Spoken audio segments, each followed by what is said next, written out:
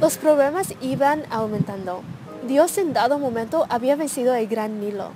Después mostró a los egipcios que en las ranas no había salvación. Problemas que solo podían haber sido resueltos con la oración. Y el relacionamiento con el Señor les brindaba resistencia. Sin embargo, Dios se presenta más cercano cuando sus hijos lo necesitan. Aquí, Dios pone su propio dedo para cambiar la historia de la humanidad. El Dios de Israel también venció en los Estados Unidos y también puede ayudarte en las guerras contra tus dioses.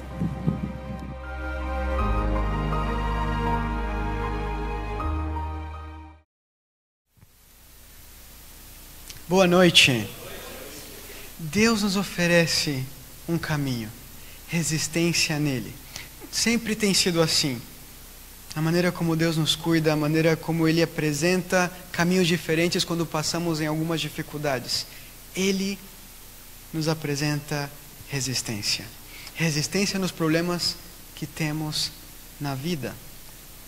Hoje quero fazer algo diferente. Vimos no sábado ou no domingo, as pragas possuem um propósito evangelístico. Deus nesse momento queria que todas as nações conhecessem o seu nome pelos feitos que Ele estava fazendo, pelos milagres que Ele estava fazendo. Milagres. Uma palavra diferente hoje para caracterizar as pragas. Vejo que como as pragas tinham um propósito evangelístico de levar também salvação às outras nações, poderíamos chamá-la também as pragas de milagres. Milagres que Deus fez para salvar o seu povo. Você pode estar pensando, esse menino está louco porque as pragas realmente têm esse nome por uma simples razão, porque as pessoas sofrem. Tudo o que houve acabou destruindo tudo que os egípcios tinham. As pragas fazem com que as pessoas se irritem, sofram, que fiquem frustrados. Esse é o verdadeiro símbolo das pragas, quando pensamos em pragas. Mas hoje eu quero convidar-lhes a olhar as pragas de uma maneira diferente, em outra perspectiva, a vê-las como milagres. Deus fez muitos milagres na terra do Egito para salvar o seu povo. Talvez para os egípcios, sim, eram pragas, mas para o seu povo eram milagres.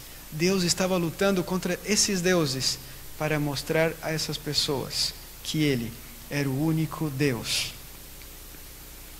Milagres que foram feitos para introduzir a libertação, para começar toda essa questão da redenção do povo de Israel. Você que está com a sua Bíblia, vamos a Jó capítulo 42, versículo 2. Jó capítulo 42, versículo 2, diz o seguinte: Bem sei que tudo podes, e nenhum dos teus planos pode ser frustrado. Bem sei que tudo podes, e nenhum dos teus planos podem ser frustrados. O que é possível para Deus é impossível para o homem. Mas eu quero lhes fazer uma pergunta antes de começar a entrar no tema. O que chama mais a sua atenção nas 10 pragas? O que tem te interessado mais nas 10 pragas? Qual é os detalhes que te chamam a atenção? O que as 10 pragas têm ensinado a cada um de vocês? Vejo que em cada milagre, em cada momento entre Deus e o povo do Egito, podemos tirar muitas coisas. Podemos tirar muitas coisas para a nossa vida. Isso é verdade. Mas para você jovem, para você que também, irmão, membro, visitante, o que te chama mais atenção nas 10 pragas? Hoje veremos um milagre diferente. Qual a mensagem principal também que podemos tirar do milagre dos piolhos? Os milagres que o Senhor tem feito sempre tiveram um propósito. E hoje veremos também um grande propósito na praga dos piolhos. Mas vamos então ver detalhes. Detalhes é sempre importante antes de começar a estudar um tema. Vamos a Êxodo capítulo 8. Êxodo capítulo 8. Êxodo capítulo 8, versículo 16 ao 19. Diz assim: disse o Senhor a Moisés: dize a Arão, estende o teu bordão e fere o pó da terra, para que se tornem piolhos por toda a terra do Egito. Primeiro detalhe, versículo 18: e fizeram os magos o mesmo com suas ciências ocultas para produzirem piolhos, porém não o puderam. E havia piolhos nos homens e no gado.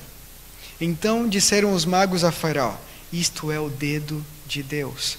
Porém o coração de Faraó se endureceu e não os ouviu, como o Senhor tinha dito. Estamos agora no final do outono, e os campos em Gozém, uma região da terra do Egito onde os israelitas estavam vivendo, ainda estão inundados pela descida do rio Nilo e o recuo também desse rio. Uma praga, milagre, que veio também sem avisos. Não foi somente essa que veio sem avisos, outras também vieram sem avisos para o faraó. Mas o mais interessante é que também somente em 4 versículos é caracterizada essa praga, a mais pequena de todas as 10, mas também a não menos importante. Vejo também que nessa praga, mesmo sendo curta, tem um grande significado para cada um de nós. Vamos a outros detalhes também dessa história, pois a palavra piolhos, em outras versões, é traduzida como pulgas. Em hebraico é knim, que vem de uma raiz que significa cavar. Agora imagine pulgas ou piolhos cavando a sua pele constantemente. Provavelmente esses insetos poderiam cavar a pele das pessoas. Irritação, frustração, agonia, dor. Isso sim, era o que poderia sentir as pessoas nessa praga. Foi uma praga também que cobriu a terra do Egito. Uma terra de piolhos ou pulgas que cavavam a pele das pessoas. O inseto em questão não é tão claro. Há discussões ainda sobre esse inseto. Muitos estudiosos têm relacionado esse inseto a mosquito, piolhos ou pulgas. Por mais que fosse um animal pequeno, era extremamente irritante. Um mosquito, um piolho ou uma pulga que cavasse a sua pele constantemente. Algo terrível. Um sofrimento terrível, incalculável. Logo, os deuses afetados nessa praga foi somente um Deus, o Deus Geb, o grande Deus da terra e cabeça do divino tribunal da realeza. Um Deus também visto como aquele que dá fertilidade à terra e ao gado. Um Deus terra, que também ficou em silêncio, que não fez nada nessa praga. Os egípcios davam oferendas a Geb pela generosidade do solo. Foi também a fonte das águas doces. A fonte das águas doces, tendo influência em tudo que a terra produzia, de modo que foi associado à fertilidade, não somente do gado, mas também de toda a terra. O Deus Geb, o Deus da terra. Essa praga foi terrível aos sacerdotes egípcios também, pois como cavavam a pele, deixavam a pele das pessoas, o seu corpo, impuro. Os egípcios, os sacerdotes dessa terra, eles tinham que usar uma túnica única para que esses piolhos ou pulgas não pudessem fazer nada com sua pele. Também eles não podiam fazer os rituais diários, pois a sua pele estava impura, cheia de ferimentos. Também, mais uma vez, a praga ou milagre de Deus tira todos os motivos de adoração a esse Deus. As pessoas não podiam fazer os seus ritos, não podiam adorar aos deuses do Egito, por causa de piolhos. Mas há detalhes que quero também chamar a atenção aqui com vocês essa noite. Pois vejo que o poder de Deus, ele é muito maior do que nós imaginamos. No versículo 18 disse que e fizeram os magos o mesmo com suas ciências ocultas para produzirem piolhos, porém não o puderam, e havia piolhos nos homens e no gado. Então disseram os magos a Faraó: isto é o dedo de Deus. Um Deus que faz os seus milagres e ninguém mais pode repeti-los. Um Deus que faz os seus milagres e ninguém mais pode refazê-los. Um Deus do impossível. Vemos em Gênesis capítulo 1, versículo 1, um Deus que no princípio criou os céus e a terra. Detalhes que mostram um Deus que cria a matéria do nada, um Deus que somente com o seu falar as coisas surgem, as coisas crescem, as coisas têm vida. Um Deus do impossível. Nenhum homem poderia criar o mundo, nenhum homem poderia criar nada do nada.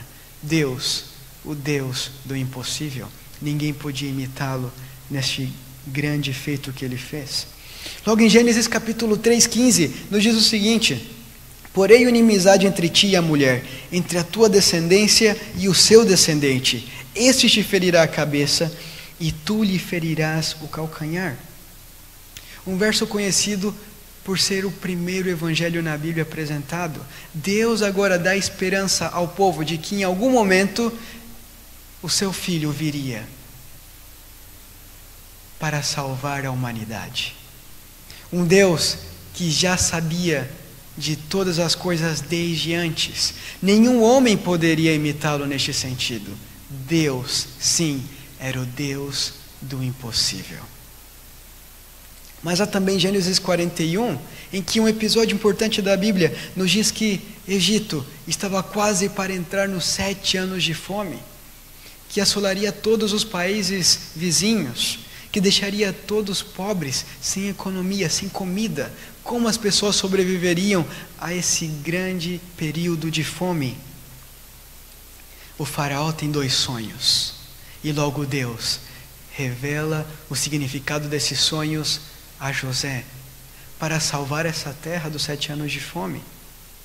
Um Deus do impossível, que dá ao ser humano opções para salvar-se em momentos de dificuldades.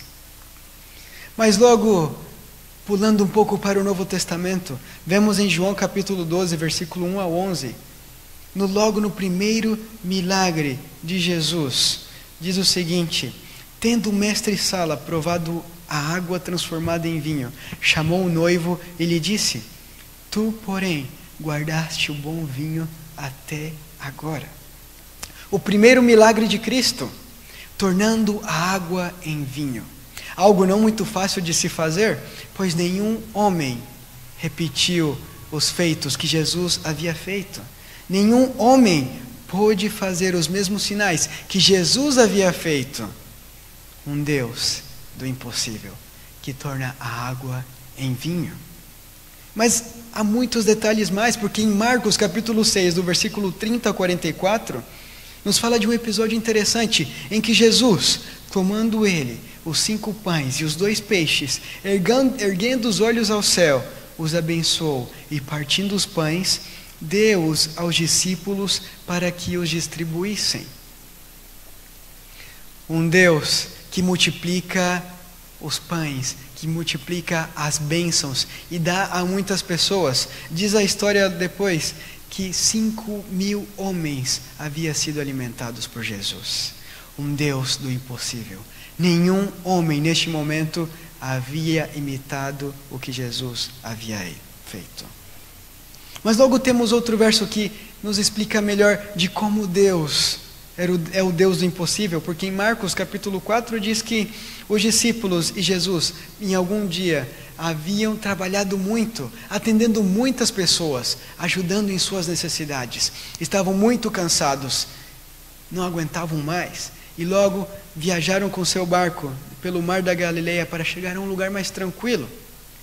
Mas então as ondas começaram a aumentar, os ventos foram mais fortes, e logo eles estavam no meio de uma grande tempestade. Jesus simplesmente dormia nessa tempestade. Talvez tinha certeza de que o seu pai estava cuidando dele em qualquer momento, não importa se ele estivesse dormindo ou não. Jesus sabia que Deus estaria olhando por ele em todos os momentos. Os discípulos não entendiam isso, logo desesperados, falam com Jesus, o acordam para que ele pudesse fazer algo, pois estavam com medo de naufragar. Despertando, repreendeu o vento e disse ao mar: acalma-te, emudece. O vento se aquietou e fez-se grande bonança, tranquilidade. Quem é esse que até o mar e o vento o obedecem? Quem é esse que acalma as tempestades? Quem é esse que dá ordem à natureza e ela o obedece sem hesitar? Esse é o Deus do impossível. Nenhum homem pode refazer os sinais que Deus já fez. Nenhum homem pode imitá-lo. Deus é único.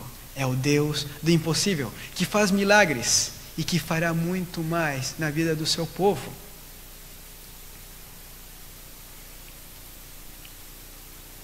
Quem é esse que até o mar e o vento o obedecem? Arão fere a terra e do seu pó surge um inseto incomum que tinha a característica de cavar a pele, dando agonia terrível às pessoas. Era como se o próprio Arão estivesse lutando com esse Deus ao ferir a terra com o seu próprio cajado. É como se ele mesmo estivesse lutando contra Geb, o Deus da terra do Egito. Logo o seu pó, o pó da terra que sai dali, se tornando em vários mosquitos, em vários piolhos, cavando a pele das pessoas, lhe dá às pessoas uma sensação ruim. Até os animais não se salvaram. Irritava muito as pessoas e os próprios sacerdotes, mostrando assim que os seus ritos não eram nada comparados ao poder de Deus. Mais uma vez, o símbolo que representava o Deus do Egito se tornou um símbolo de irritação, de aborrecimento e de sofrimento, pois daí saíram os piolhos. As pessoas já não tinham prazer em adorar esse Deus, pois foi dele que saiu uma praga terrível. Os obstáculos da comunicação da verdade não conseguiram refazer o milagre de Deus. Esses homens, os falsos profetas, não conseguiram refazer o milagre de Deus. Aqui eles dizem: tem o dedo de Deus, o Deus do impossível, que faz as coisas e ninguém mais pode refazê-las, que faz seus milagres e ninguém pode falsificá-los. Poder incomparável, mostrava a todo o universo que não havia magia, que não havia poder algum do inimigo que pudesse ser superior ao poder de Deus. Aqui Deus mostrava não somente a terra do Egito, não somente as nações vizinhas, mas a todo o universo, que ele tinha um poder superior a tudo o que havia na terra. Deus, sim, é o Deus do impossível e não tem ninguém mais acima dele. Somente Deus, o Criador do universo. O faraó, mais uma vez, não houve o reconhecimento que tinha os magos sobre o Senhor e endurece o seu coração. Pois aqui diz: disseram os magos a faraó: isto é o dedo de Deus, não podemos fazer nada semelhante. Porém o coração de faraó se endurece e não os ouviu, como o Senhor tinha dito. Vimos em uma das pragas passadas que faraó também reconhece, vendo que somente para tirar as rãs, somente dependia de Deus. Os seus próprios magos não podiam fazer isso. Agora, ele vendo os seus magos reconhecendo o poder de Deus, também não abre o seu coração aos planos que o Senhor tem. Queridos amigos, nessa praga eu vejo somente uma coisa: um Deus que faz o impossível, que pode fazer o impossível na sua vida, que pode continuar fazendo o impossível na sua vida. Tenha a certeza de que o que ele fez, ele faz e ele continuará fazendo o impossível na sua vida. Não importa as circunstâncias nem as dificuldades, é necessário que você também acredite, pois o Deus do impossível fará também o impossível na sua vida, hoje e sempre.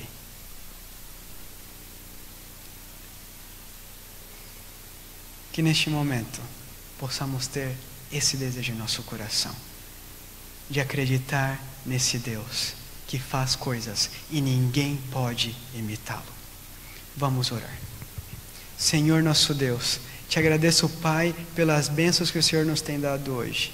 Obrigado porque nessa praga vemos um Deus que faz todas as coisas, que criou o universo, que também colocou ali na terra do Egito a praga dos piolhos. O Deus do impossível, que faz as coisas e que ninguém pode imitá-lo. Te agradecemos, Pai, porque o Senhor está do nosso lado e o Senhor nos cuida hoje. Mas te pedimos que desde sempre o Senhor possa fazer o impossível em nossas vidas também. Nos conduza, Pai, hoje e sempre, para que sejamos os teus servos. Que o Deus do impossível, Pai, reine em nosso coração, hoje e sempre. Em nome de Jesus que eu oro. Amém.